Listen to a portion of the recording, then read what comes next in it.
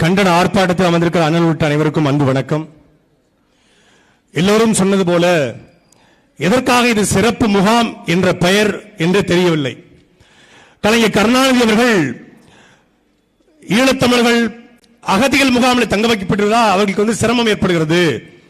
அதற்கென்று தனியாக ஒரு முகாமை அமைத்து அந்த முகாமுக்குள்ளே அவர்கள் சுயமாக சமைத்து சாப்பிட்டு சுதந்திரமாக உலாவ வேண்டும் என்று நல்ல நோக்கத்தோடு இந்த சிறப்பு முகாமை கொண்டு வந்தார் என்று சொல்லப்படுகிறது. ஆனால் கலைஞர் கருணாநிதி அவர்கள் ஒரு முறை கூட சிறப்பு முகாமுக்கு சென்று பார்த்திருக்க வாய்ப்பு கிடையாது. கலைஞருக்கு பிறகு வந்த அவர் மகன் ஸ்டாலின் இந்த சிறப்பு முகாமுக்கு போய் சென்றிருக்க வாய்ப்பு கிடையாது.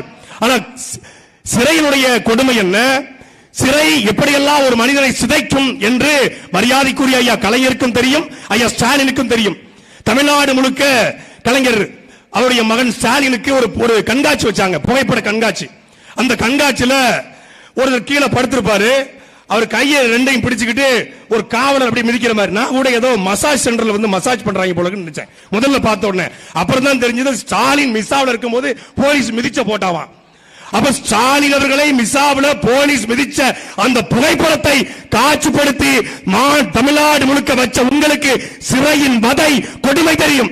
அப்படி தெரிந்திருந்தும் 32 ஆண்டுகள் ஜெயிலில் இருந்து வெளியே வந்த ஒருத்தனை 2 வருஷமா முடக்கி வச்சிருக்கீங்களே, குறைந்தபட்ச மனிதநேயமோ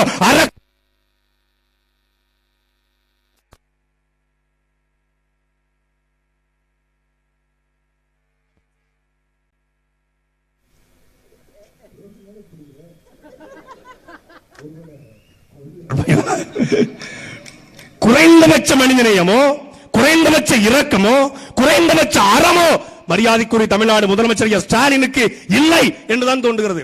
நான் சிறைத்துறை அதிகாரிகளையோ காவல்துறை அதிகாரிகளையோ குறை சொல்ல முடியாது. உண்மையிலே அவங்க பாவம். அவங்க நம்ம கிட்ட சொல்றது எங்களுக்கு இவங்களை இவ்வளவு சித்திரவதைப்படுத்தணும், ஒரு 10க்கு 10 ரூம்ல 100 காவலர்கள் மத்தியில உடைமாத்த வைக்கணும், ஒரு நடைபயிற்சி பண்ண கூட இடமில்லாத இடத்துல வைக்கணும் அப்படின்னு எங்களுக்கு கொஞ்சம் கூட தோணல. உண்மையிலேயே இந்த சிறை நடக்கிற கொடுமைகளை எதிர்த்து நாம போராடியதை விட மோகன்ராம் என்கிற சிறை அதிகாரி போராடினார். அவருக்கு என்னுடைய ராயல் சல்யூட். அவர் போராடியதற்காக இன்றைக்கு அவர் சஸ்பெண்ட் செய்யப்பட்டிருக்கிறார். நீங்கள் எழுதி வைத்துக் கொள்ளுங்கள், 2 ஆண்டுகள் அவர் பணி நீக்கம் செய்யப்பட்டாலும் நாம் தமிழகத்தின் ஆட்சியில் வருகிற பொழுது தமிழ்நாடு சிறைத்துறை கண்காணிப்பாளராக அவர் மாற்றப்படுவார். அவரை பாண்டி அதிகாரம் நாங்கள் தேடிக்கிட்டு இருக்கோம். எங்களுக்கு நல்ல அதிகாரி எப்படி தேர்ந்தெடுக்கிறது? எவெல்லாம் திமுக ஆட்சி எதிர்த்து சஸ்பெண்ட் ஆகிறானோ அவெல்லாம் நல்ல அதிகாரி. நீங்க ஓய்வு பெற்றுக்கலாம் ஐயா சகாயம். சீமான் அண்ணன் ஆட்சிக்கு வந்தால் அவர் தலைமைச் செயலராக வருவதற்கு கூட வாய்ப்பு இருக்கிறது. இறையன்ப ஓய்வு பெற்றுக்கலாம், ஐயா சைலேந்திர பாபு ஓய்வு பெற்றுக்கலாம். யார் யாரெல்லாம் நேர்மையாக இருந்து ஓய்வு பெற்றார்களோ, சஸ்பெண்ட் செய்யப்பட்டார்களோ, டிஸ்மிஸ் செய்யப்பட்டார்களோ, நாங்கள் ஒன்னும் பல்லு முடுங்கி பல்வீர் சிங்க சஸ்பெண்ட் செஞ்சு போடுற ஆட்சி கிடையாது. எங்க அண்ணாச்சி ஸ்டெர்லைட் சுட்டுக் கொண்ட சைலேஷ்குமார் யாதவையோ கபில்குமார் சரத்கரையோ கொண்டு போய் ஆட்சியில் பதவியில் வைக்கிற ஆட்சி கிடையாது. ஆட்சி நேர்மையான அதிகாரிகள் ஊழலை தடுப்பதற்காக, லஞ்சத்தை ஒழிப்பதற்காக, காட்டுமணல் கொள்ளை தடுப்பதற்காக, கனிமவள கொள்ளை தடுப்பதற்காக யாரெல்லாம் போராடி சஸ்பெண்ட் செய்யப்பட்டார்களோ, டிஸ்மிஸ் செய்யப்பட்டார்களோ அவர்களை தேர்ந்தெடுத்து எங்க ஆட்சியில் உட்கார வைப்போம். நீ ரமணா படத்தை பார்த்துட்டு கைத்தறல, சீமான் வந்தா 15 ரமணா படத்தை நேரில் பார்த்த மாதிரி இருக்கும். அப்படி வைப்போம். எங்க அண்ணன்மார்கள் இன்னும் 2 ஆண்டுகள் அவர்கள் தங்களுடைய உடல்நலத்தை பாதுகாத்துக் கொள்ள வேண்டும். இந்த ஆட்சி கெஞ்சினாலும் கதறினாலும் விடமாட்டான். அவர்கள் ஸ்டான் சாமியை பிடித்து வைத்துக் கொண்டு அவருக்கு உறிஞ்சு குழாய் கேட்டபோது கூட தரல. அந்த ஸ்டான் சாமியை பிடித்து வைத்த மத்திய அரசாங்கம் பாசிச அரசாங்கம் என்றால் திமுக அரசாங்கத்துக்கு என்ன பெயர்? 40 கிலோ எடை குறைஞ்சு போச்சுன்னு சொல்லி சாந்தனுக்கு சொல்றாங்க. அண்ணன் ஜெயக்குமாருக்கு கண் பார்வை போயிருச்சு. அண்ணன் ராபர்ட் பயாசுக்கு நடக்க முடியல. அண்ணன் முருகனுக்கு உடல்நல மொத்தமாக நலி ஊற்றுச்சு. சிறையில் 32 வருஷம் இருந்து வராத நோய் இந்த கேடுகட்ட கேவலப்பட்ட சிறப்பு முகாம் என்ற வதை முகாமில் வருகிறால் திமுக அரசு காங்கிரஸ்காக பயந்து போய் இவர்களை கொலை செய்கிறதோ என்கிற அச்சமும் பயமும் எங்களுக்கு வருகிறது. அதனால் மனிதநேயவாதிகள், ஜனநாயகவாதிகள் இதற்காக குரல் கொடுக்க வேண்டும். எங்களுக்கு வர்ற சோதனையை பார்த்துக்குள்ள எங்களுக்கு தெரியும். அது எந்த சோதனை வந்தாலும் நாங்க தயங்க மாட்டோம். நாங்கள் ஒன்னும் அரஸ்ட் பண்ண வந்தா ஐயோ கொல்றாங்க அப்படி சொல்லுகிற கூட்டம் அல்ல. நாங்கள் ஒன்றும் அரசு பணத்தில் சுத்துகிற முரசொலி மாறன் கிடையாது. நாங்கள் ஒன்னும் அரசு கேவலை எடுத்து எங்களுக்கு வீட்டுக்கு பயன்படுத்த தயாநிதி மாறன் கிடையாது. நாங்கள் ஒன்னும் வேலை வாங்கி தருவதாக ஏமாற்றிய செந்தில் பாலாஜி கிடையாது. நான் ஒன்னும் வருமானத்தை அதிகமாக சொத்து சேர்த்த யாரு சேகர் பாகுபோ இல்ல KKSSR இல்ல தங்கம் தென்னரசுவோ இல்ல ஏவா வேணுவோ இல்ல ஜெகத் ரச்சனோ கிடையாது. நாங்கள் ஜனநாயகத்தை நேசித்து மக்களாட்சி நேசித்து மண்ணுக்காகவும் மக்களுக்காகவும் போராடக்கூடிய மண்ணின் அரசியலை பேசக்கூடிய பிரபாகரனுடைய பிள்ளைகள், சீமானுடைய தம்பிகள். நாங்கள் எந்த சோதனைக்கும் நாங்கள் பயப்பட போறது கிடையாது.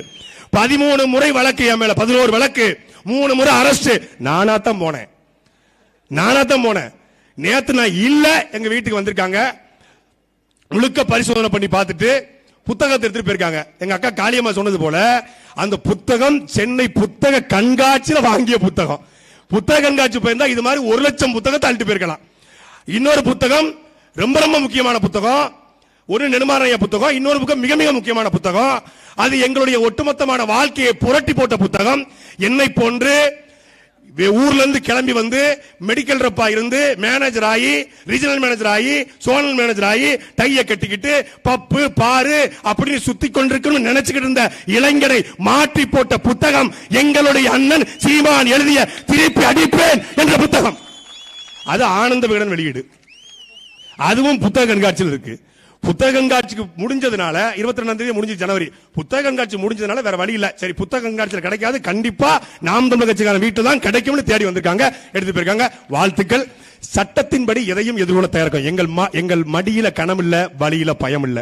கோடி கோடியா எங்க வீட்டுல கிடைக்கல, ரெய்டுன்னு சொன்னாங்க. வீடு முழுக்க தேடி பார்த்துட்டு அவங்க கேட்டாங்களா, உங்க கணவருக்கு கடவுள் நம்பிக்கை இருக்கான்னு. எங்கள் முப்பாட்டன் முருகனை மட்டுமே அவர் வழிபடுவார் என்று மனைவி சொல்லியிருக்கிறார். அப்ப உங்களுக்கு நம்பிக்கை இருக்கான்னு கேட்டிருக்காங்க. எங்க அப்பா நாத்திகவாதி, என்றைக்கு வீரத்தமிழர் முன்னணி என்று எங்க ஐயா சீமானையா தொடங்கினாரோ அன்றிலிருந்து நான் முருக பக்தர் என்று என் மனைவி சொல்லியிருக்காரு. அப்ப அந்த அதிகாரி சொல்லிருக்காரு, கடவுள் எல்லாத்தையும் மேல இருந்து பாத்துக்கிட்டு இருக்காருங்கம்மா, எதுக்கும் கவலைப்படாதீங்க.